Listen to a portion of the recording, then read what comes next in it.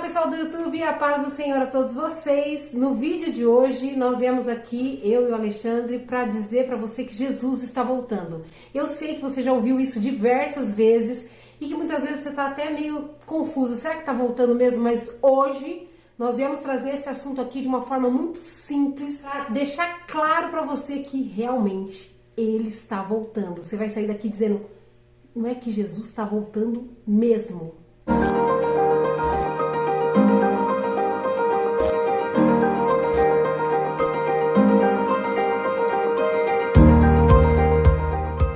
Bom, pessoal, antes de mais nada, quero mostrar para vocês o Alexandre. Muitos já conhecem, meu esposo da UEMA. Pode ser, pessoal, tudo bom? E eu trouxe ele aqui porque ele é o teólogo aqui da casa, né? Ele estudou teologia, ele tem muita facilidade de entender e de explicar. Então, eu arrastei ele para esse vídeo para explicar alguns detalhes da palavra para vocês. Mas antes de começar o assunto do vídeo, eu já quero pedir para você que não é inscrito no canal, se inscreva no canal. Você que não deixou o seu curtir ainda, já deixa o seu curtir. Você vai ter muita oportunidade de comentar durante esse vídeo, durante os assuntos. Eu quero que vocês comentem bastante para a gente realmente trocar uma ideia sobre esse assunto. E Jesus está voltando e eu vi algo assim, eu descobri na verdade algo que muitos de vocês podem também não saber ainda.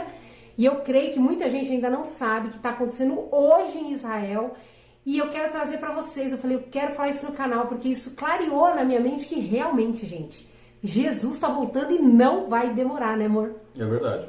E para mostrar para vocês isso que eu vou mostrar hoje aqui, eu preciso falar para vocês de um canal do YouTube que eu sigo e que eu tenho assistido bastante vídeos, que é Israel com a Aline, né? Vou citar aqui o canal dela, porque eu na verdade, eu tive esse choque ouvindo os vídeos dela. Gente, quem é a Aline do Israel com a Aline? Ela é uma brasileira que mora em Israel há mais de 10 anos. Lá em Israel, ela é guia turístico, tá? Então, ela conhece Israel com a palma da mão dela.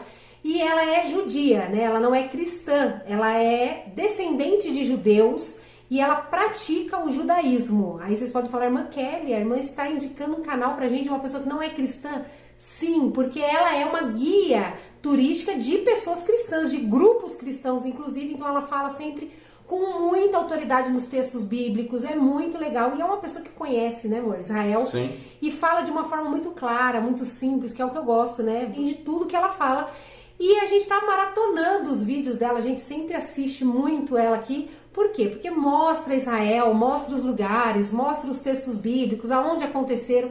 E a gente gosta muito disso, né? Inclusive um sonho meu é ir a Israel, conhecer isso tudo de perto, e eu realizo esse sonho de conhecer Israel neste canal. Então tudo que eu vou falar aqui, eu vou deixar aqui embaixo, tá? Na descrição, o link do vídeo que eu estou falando da Israel com a Aline, que é o canal da Aline que mora em Israel, tá bom, gente? É tudo muito verdade, vocês vão lá e vocês vão contemplar com os olhos de vocês tudo que a gente vai falar aqui. E eu vou procurar falar de uma forma bem simples mesmo e bem didática, porque eu quero que todos entendam, né? Vocês que conhecem de teologia, que conhecem a história do Velho Testamento, mas também pessoas que às vezes não conhecem a Bíblia ou às vezes nem são cristãs, que assistirem esse vídeo, elas vão ser convencidas, porque eu quero falar de uma forma que elas entendam, sabe?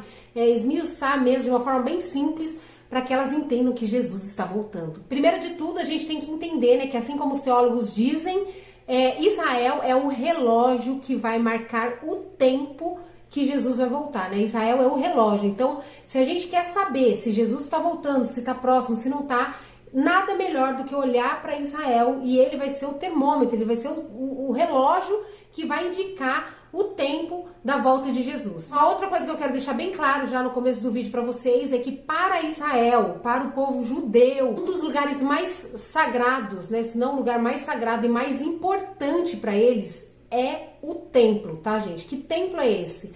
O templo onde Deus habitava no Velho Testamento, né?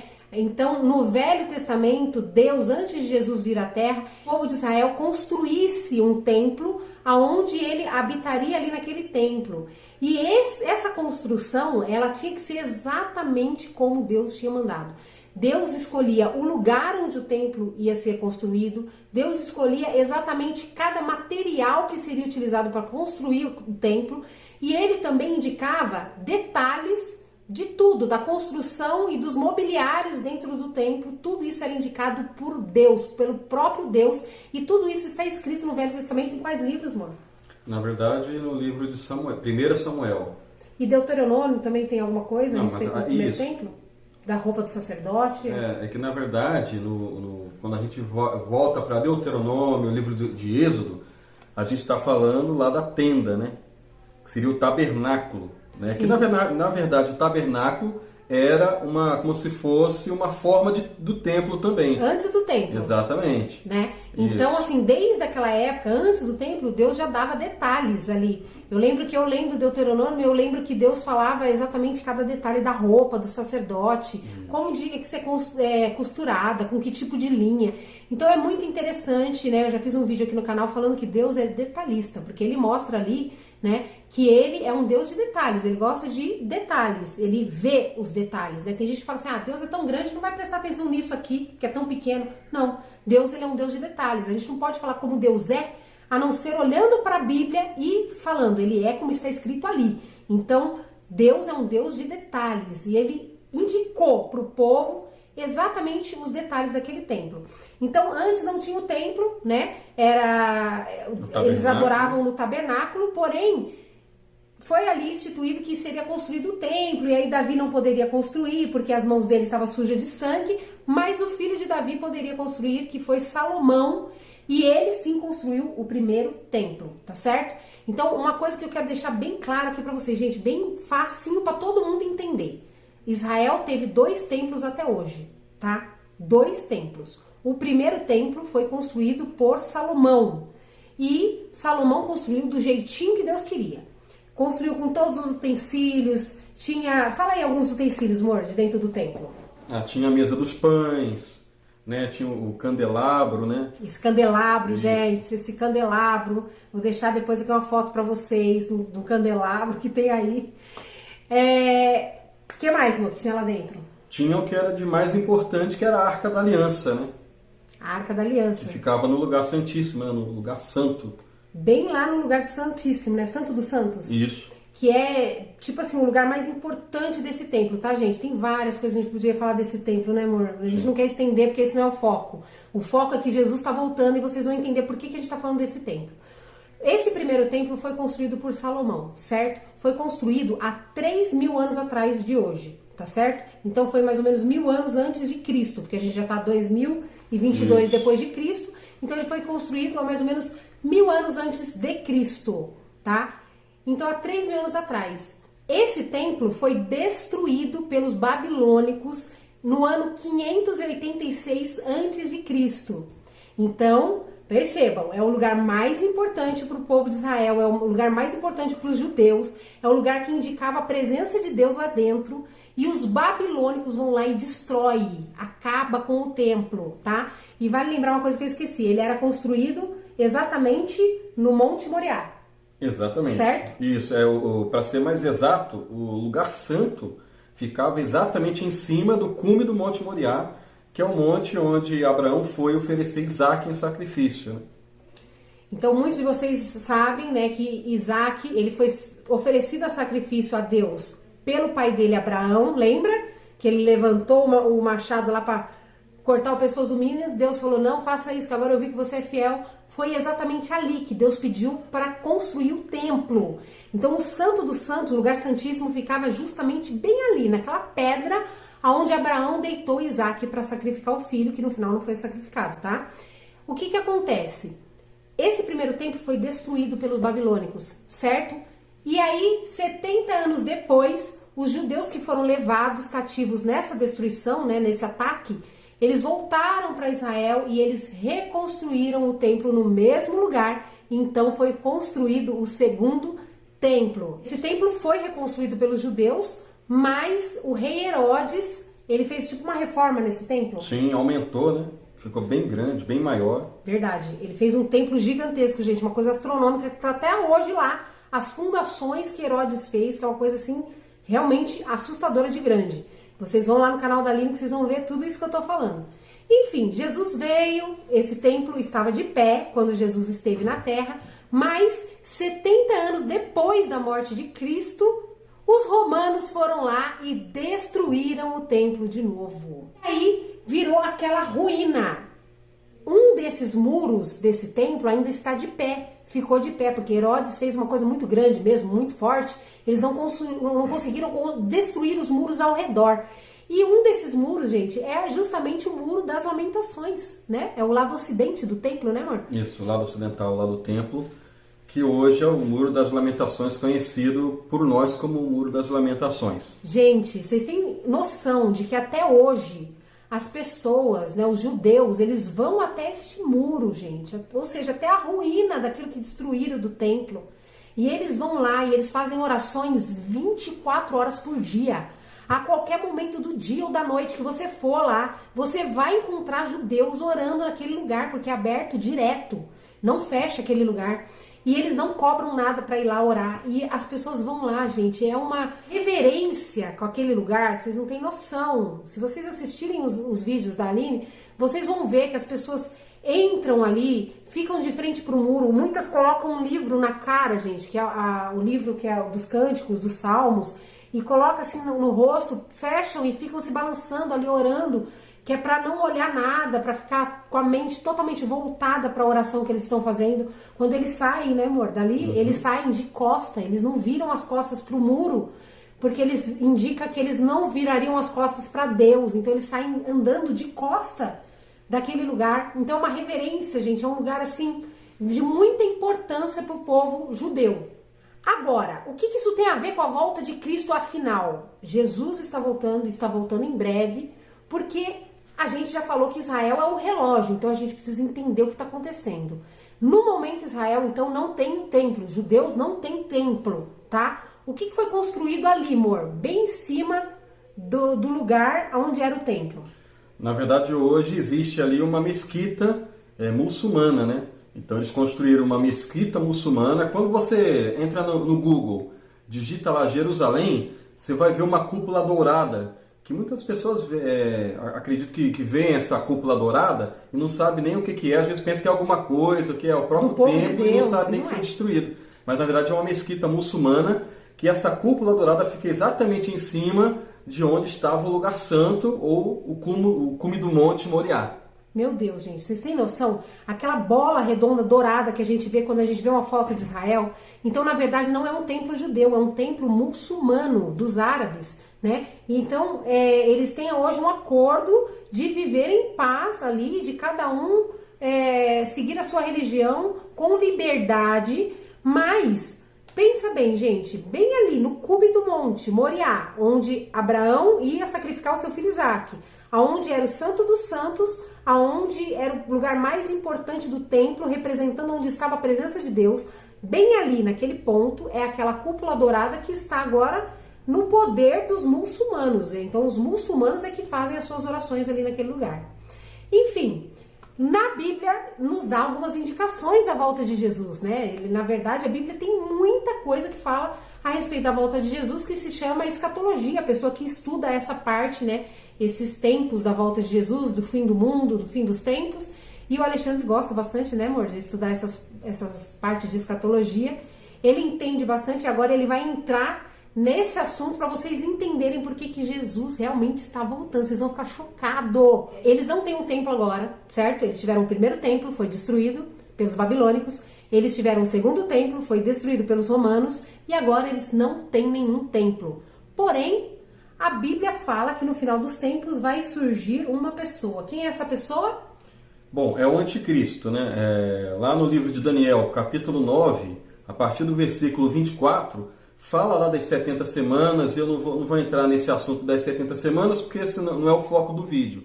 Mas fala de uma semana em específico, que é a grande tribulação, né? Também não vou entrar no assunto do tribulacionismo, pré, do pós, do meso. Não é esse o caso aqui. Não é o foco. Isso, mas existirá uma grande tribulação, né? Onde o anticristo, logo no início dessa grande tribulação, ele vai surgir como homem, né? Como salvador da pátria ou do mundo, né? Salvador do mundo. E quando ele surgir, a partir daquele momento ele vai iniciar ali um pacto com Israel. Por quê? Porque um desses pactos é justamente a construção desse templo, né? O objetivo dele vai ser construir o terceiro templo.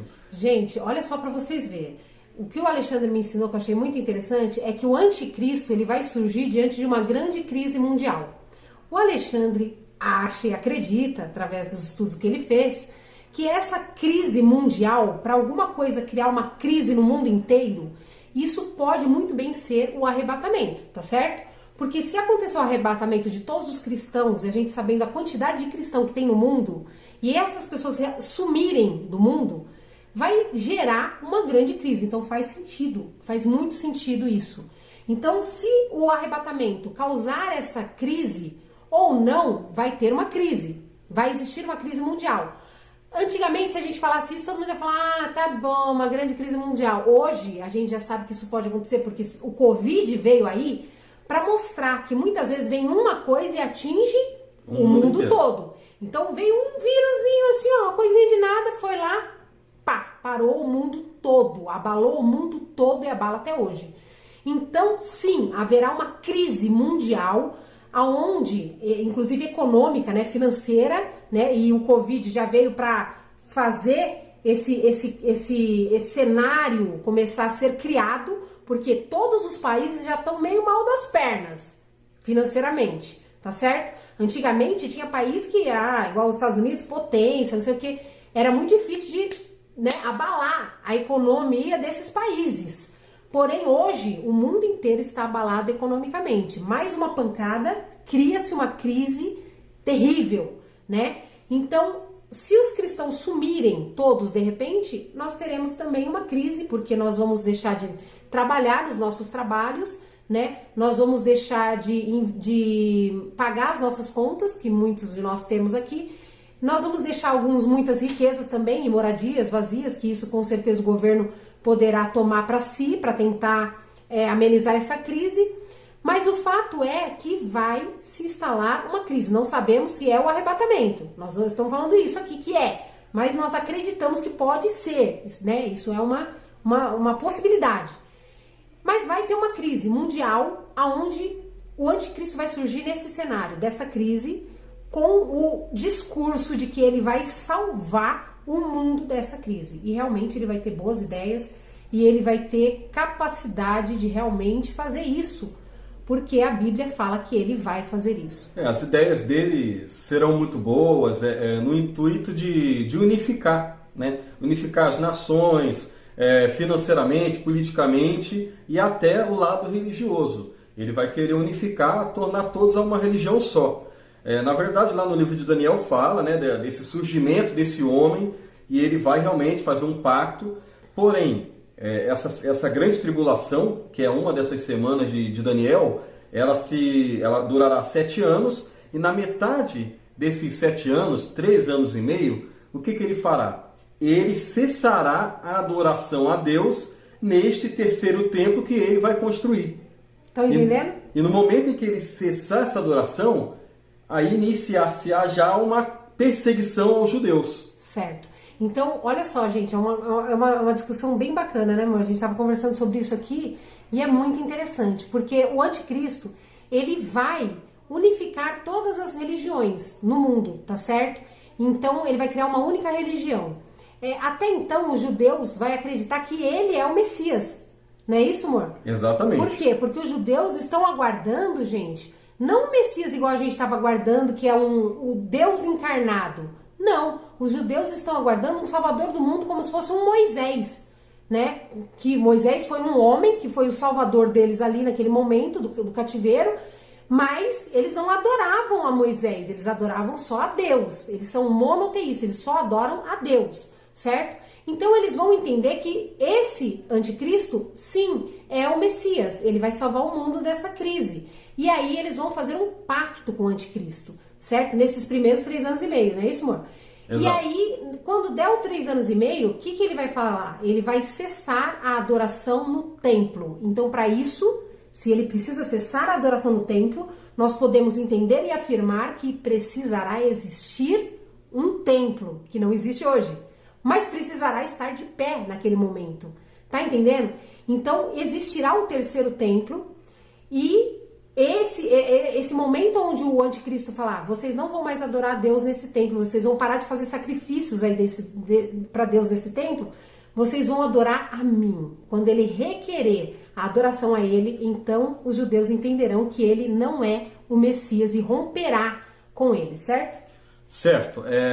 Vale até a gente ressaltar aqui que quando o anticristo iniciar o seu governo, para que o terceiro templo seja construído, haverá uma necessidade de um acordo ali com os árabes, que é aqueles que têm o controle muçulmano da mesquita. Por quê? Porque esse terceiro templo deverá ser construído exatamente onde está hoje a mesquita.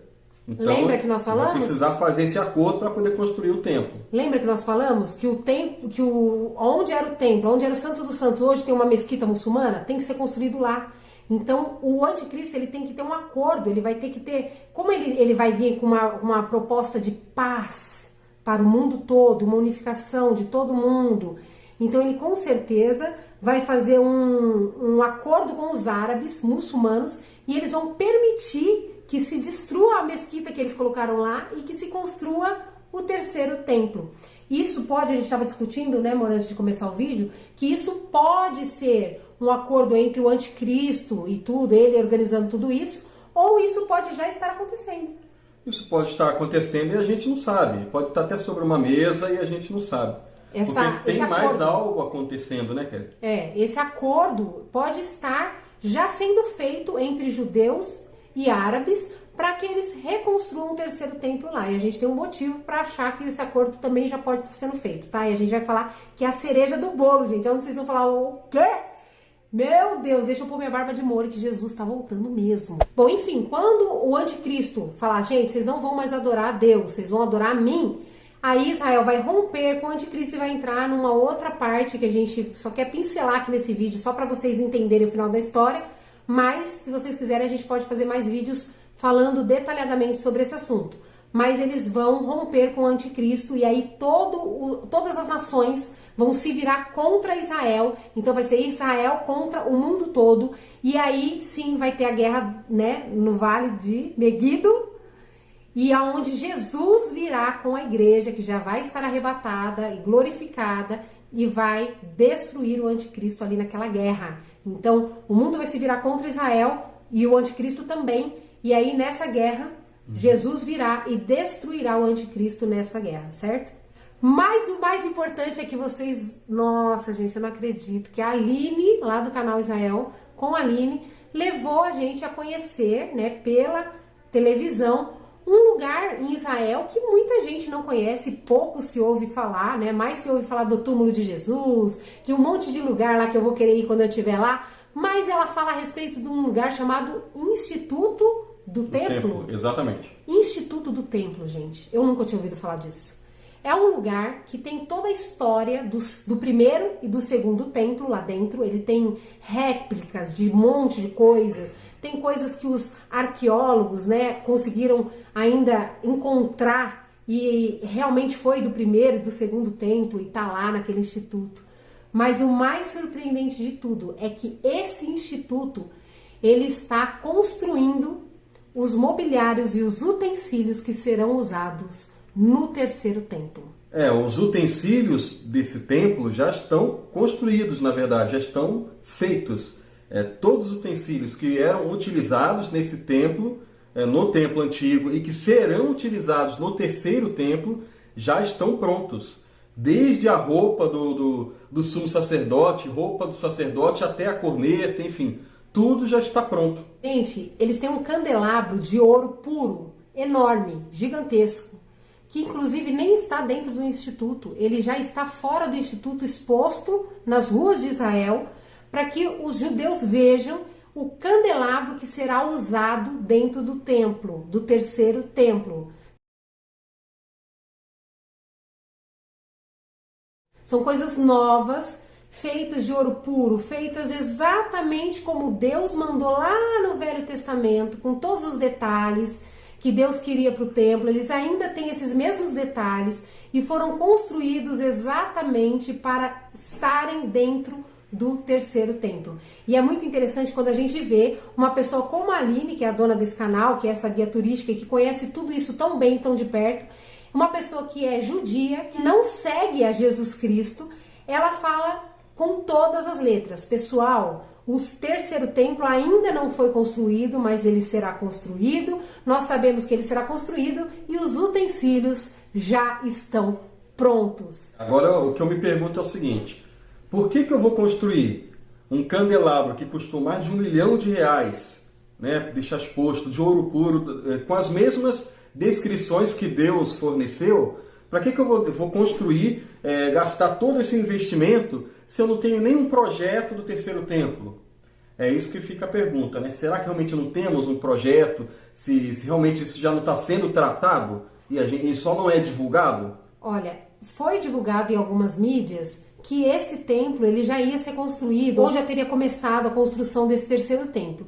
Essa moça, Aline, ela diz que não começou ainda a construção do terceiro templo, mas eles falam como se fosse uma coisa muito real. Eles falam como se fosse uma coisa muito certa, que não tem chance de não acontecer.